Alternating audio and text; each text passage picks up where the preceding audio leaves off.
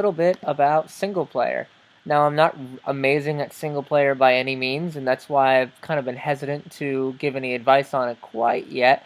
But this is going to be like an introduction video, maybe talk about the basics of single player, why you should do it, how you should go about getting started, etc. There will be more people on Toribash TakeOVer to be interviewed that are a lot better at single player than I am. Alright, so let's dive right in and get started. Boom! Okay, now we'll get started. So, this is single player. A lot of people really enjoy single player because it gives them time to be artistic. They get to have their own freedom. They're not bound by the rules of anything.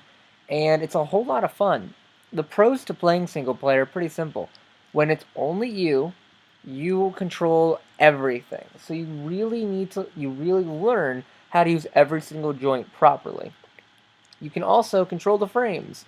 So if you want to watch one frame at a time, you can hit Shift plus Enter, and you can slowly watch the evolution of movement in your Tori. And that's really important because that sort of exact movement will show you the most optimal strikes.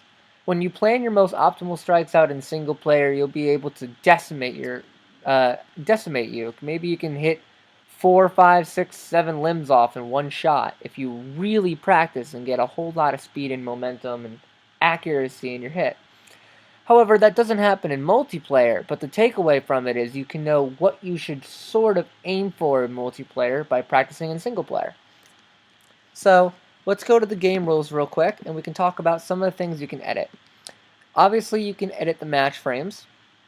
I like to keep it at 500 because unless you have a specific goal in mind where it will take longer, I think 500 frames is about as long as it will hold someone's attention.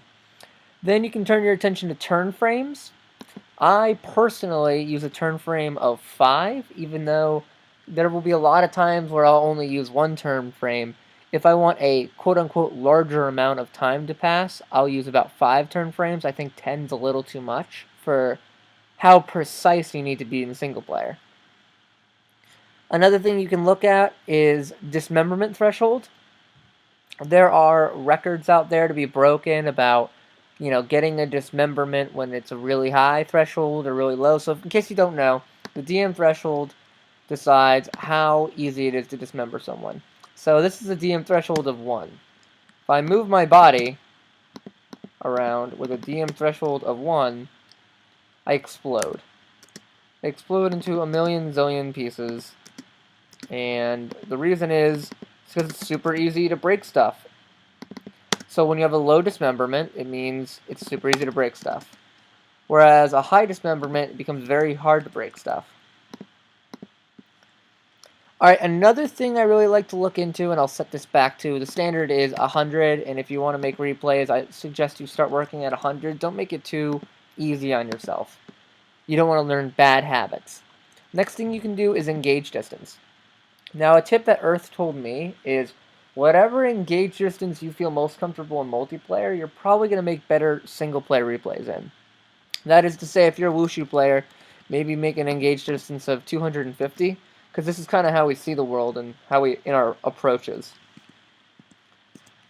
The basic thing you want to know about this is you want to leave yourself enough space for a full kick to develop.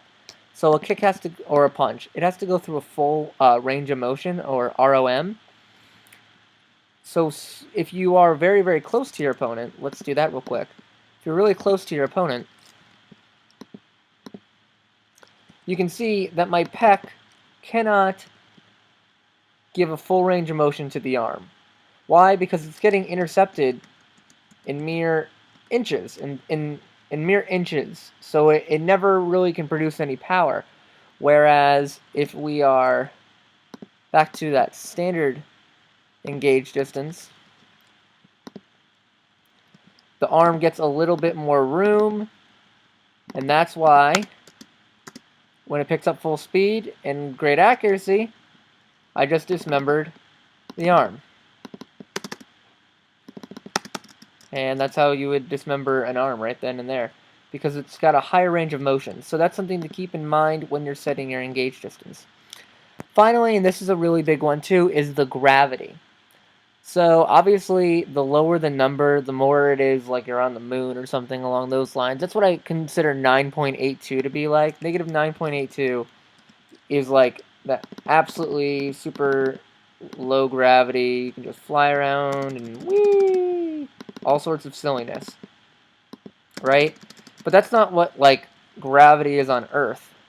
Our body can't move that way. So you can experiment around. Maybe you try 15. Figure out what gravity works best for you. I personally like high gravity because I like to balance on my head a lot. I think it's a lot of fun. I get a little inspiration from Shezda and all of that, where I do like helicopters and things of those nature. And I really like high gravity for realistic approaches. So when you have higher gravity, you're not jumping up in the air as silly, and everything just kind of looks more down to earth. No pun intended. So now that we know a little bit about the settings you can set in single player, what type of single player replays are there? Well, there's plenty. There's Madman's, where the primary objective is to dismember a certain amount of body parts. I think a Madman, you need at least the Tori to be or Yuke to be broken up into at least 5 pieces for it to be a Madman. But you can get total dismemberments. You can get boom hits, which is when you hit a target and he loses 3 or more pieces in a matter of 1 hit, which lasts 1 to 5 frames long. There are dancing ones, there's accomplishments of just self-dismemberment, there's skeet shots where you throw your own joint or one of their joints back at them to get a dismemberment.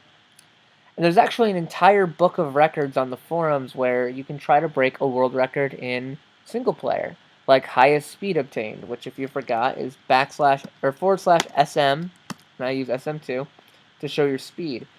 There's all sorts of crazy records that you can try, and I highly recommend you play single player to really understand how your Tori moves. When you're not being influenced by another person, everything comes down to you, so you really get to be not just creative, but you get to fully understand, well, this is how you move the Tori body. Because what I've preached in many of my other videos, and I'll say it again, learning how to move your Tori character, becoming great at the physics of this game, is 1,000 times more important to your success in any mod than playing one specific mod. Anyways, this is just kind of a brief introduction into single player. I hope you enjoyed the video. We're going to have plenty of more to come, and we're going to have a giveaway coming real soon for the holidays. So stick around. If you like this video, hit the like button. If you want to watch more of my videos, hit subscribe down below. And thank you guys so much for watching. Let's make sure Toribash takes over.